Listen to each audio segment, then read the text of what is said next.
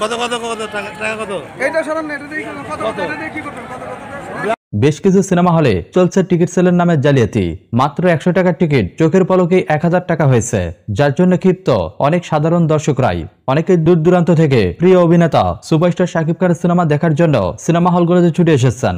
কারণ বর্তমানে হল ব্যবসার মন্দার কারণে গ্রাম অঞ্চলের অনেক সিনেমা হলই বন্ধ প্রায়, যার কারণে এই পর্যায়ে এসে অনেকেই সিনেমা দেখার জন্য অনেক দূর থেকে সিনেমা হলে ছুটে আসেন।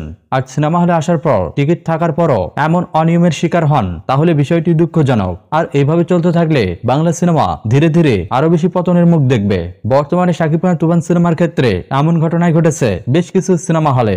যে সকল সিনেমা হলের তথ্য নিয়ে জানা যায়, অনেক সাধারণ দর্শক সিনেমা দেখার জন্য সিনেমা হলে গেলে এবং শো শুরুর কয়েক ঘন্টা আগে গেলেও সেখানে তারা টিকিট কাউন্টারে কোনো রকম টিকিট পায়নি। এর পরবর্তীতে একদল লোক মাত্র 100 টাকার টিকিট 1000 টাকা দাবি করে প্রকাশ্যে বিক্রয় শুরু করে দেন। আর এইভাবে মাত্র 100 টাকার টিকিট সাধারণ দর্শকদের জিম্মি করে 1000 টাকায় বিক্রি করে শাকিব খানের তুফান সিনেমা দেখানো হচ্ছে। আর এইভাবে চলতে থাকলে বাংলা সিনেমা খুব দ্রুত হুমকির মুখে পড়বে, এমনটাই মনে করছেন অনেক সাধারণ দর্শক।